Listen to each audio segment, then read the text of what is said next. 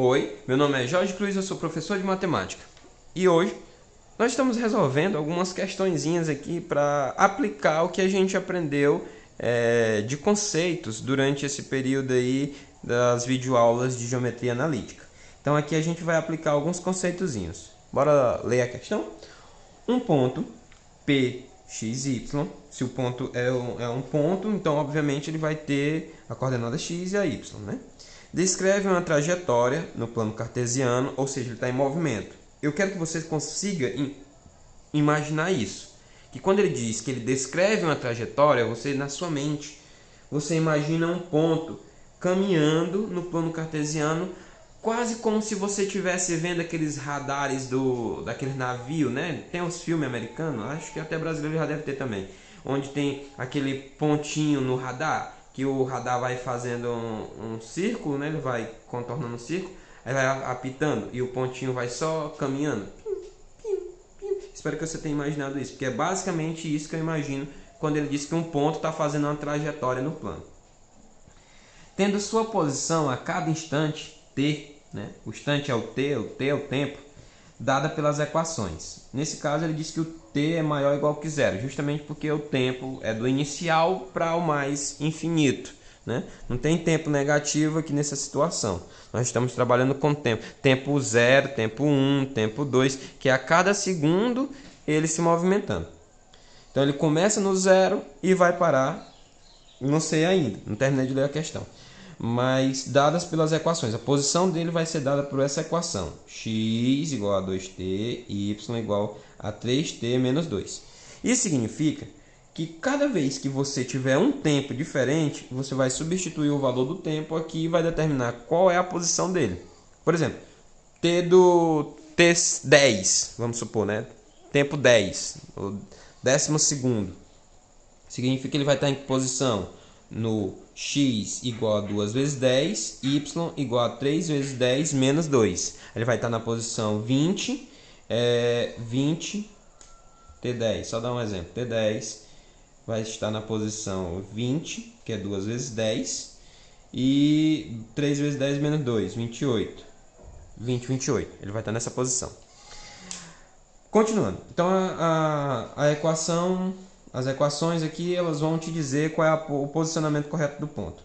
A distância, ele quer saber a distância percorrida pelo ponto PX, PXY, para o tempo entre 0 e 3.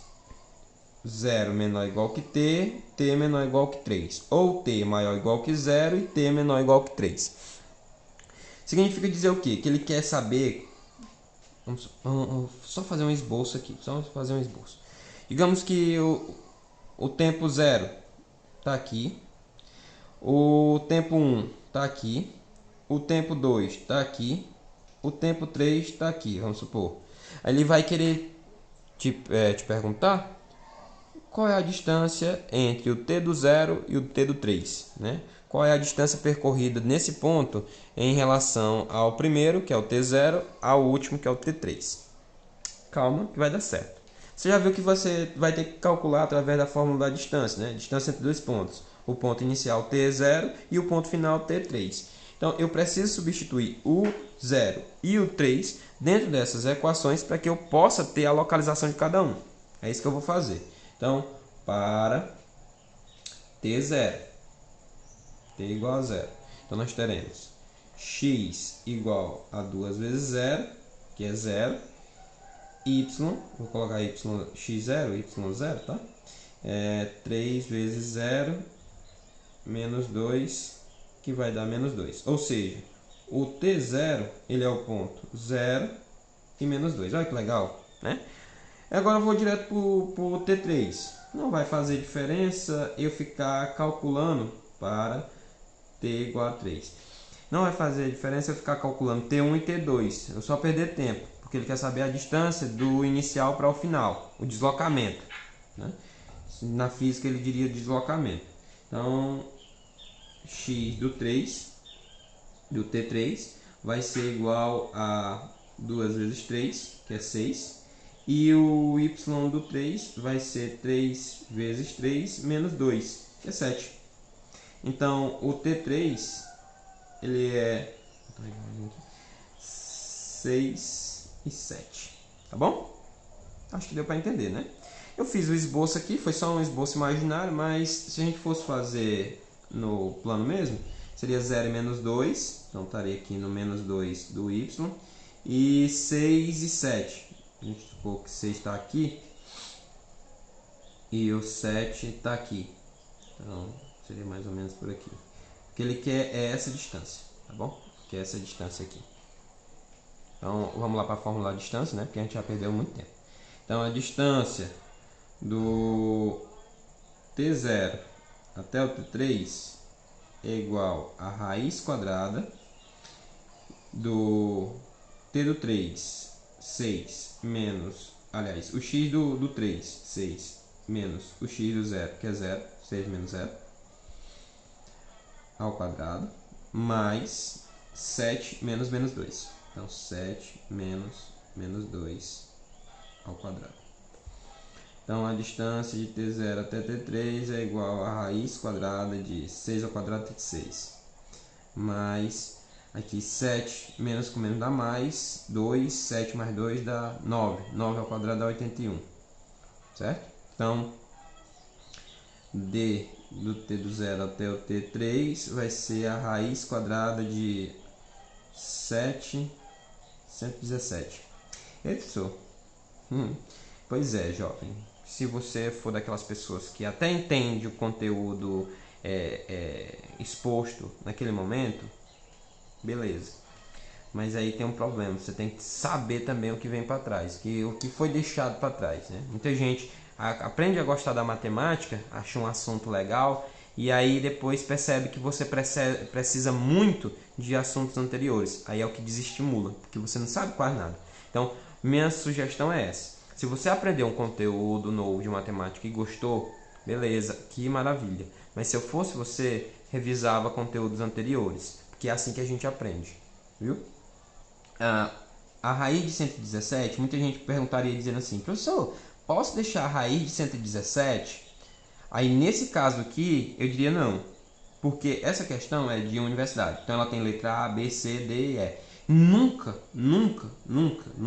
na história do Brasil, se a prova for elaborada por um professor de matemática, por um matemático, né, por alguém que conhece as exatas, ele não vai deixar na raiz de 117, porque essa raiz ainda pode ser simplificada, né? Então ele faz até o último cálculo que ele pode fazer. Então se ele ainda pode simplificar, ele vai simplificar. Basicamente também acontece com a questão das frações, né? Você encontra uma fração, vamos supor 10 sobre 4. Ah, tá aí a resposta, 10 sobre 4. Não, porque ele precisa que você simplifique. Nesse caso seria simplificar por 5, aliás, por 2 e aqui por 2 também. Ficaria 5 sobre 2. Certo, mas voltamos para o 117 dentro da raiz. Vamos tirar a raiz quadrada de 117. Para isso nós vamos fatorar. Fatora aí por 3. Professor, como é que você sabe que dá para dividir por 3? 1 mais 1 dá 2. 2 mais 7 dá 9. E 9 é um número divisível por 3. Né? Eu já falei isso em várias aulas presenciais, mas não custa nada, não sei nem se quem está assistindo aqui é alguém diferente do que me conhece em sala de aula. Mas se você tem um número e quer saber se ele é divisível por 3, basta que você some os algarismos que compõem esse número e se o resultado for um número que dê para dividir por 3, é porque o número original é divisível por 3. Como assim, professor? Tá aqui, ó, 117. Você soma os algarismos. 1, 7. 1 mais 1, 2. 2 mais 7, 9. 9 dá para dividir por 3? Dá. Então, 117 também dá. É isso que eu quero dizer. Então, 11 dividido para 3, já que 1 não dá, né? Tem que pegar o 11. 11 dividido para 3 dá 3. Sobra 2. 27 dividido por 3 dá 9. 9 vezes 3, 27. Para 27, nada. Dividir por 3 de novo. 3. É óbvio, né? 3 mais 9 dá 12. 12 dá para dividir por 3. Como é que eu sei que 12 dá para dividir por 3, professor? 1 mais 2 é 3. 3 dá para dividir por 3. Logo, 12 dá. Então, 39 também. 3 dividido para 3 dá 1, 9 dividido para 3 dá 3. Ó, o 13. O 13 ele é primo, né? Ele é daqueles números que só dá para dividir por 1 e por ele mesmo. Então, nesse caso aqui, a gente só vai conseguir dividir por 13. Dá 1. Aí vai modificar, porque eu vou ter que juntar esses dois aqui, vai ficar 3 ao quadrado. E esse 3 aqui também vai ficar assim. Então vai ficar 3 ao quadrado vezes 13. E nós vamos trocar o 117 pela fatoração dele em números primos.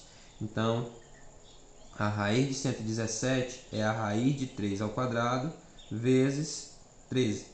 Quem sai dentro da raiz é quem tem o expoente ali igual com o índice. O índice da raiz quadrada é 2. Então, sai dentro da raiz o 3. Vai ficar 3 raiz de 13. O resultado é esse, certo? A distância entre o T0 e o T3 é 3 raiz de 13. Professor, por que você não tira a raiz de 13 e coloca em decimal? Porque, além dessa questão me apresentar, né, alternativas que não apresentavam números decimais, então, obviamente, eu sei que ou vai ser um número inteiro ou vai ser um número que tem uma raiz, né? Ele não pediu para a gente fazer a aproximação. Tá? Em momento algum ele não disse calcule a distância aproximada. Então, no caso, a resposta mais correta seria deixar assim. Desculpa aí o cachorro, mas é isso aí, tamo junto, é nóis. Se você entendeu, você deixa o like. Se você não entendeu, você deixa um comentário. E essa também era uma resposta do exercício que eu passei pra galera aí fazer de 15 em 15 dias. Enfim, muito bem, obrigado, até a próxima, é nóis, tamo junto.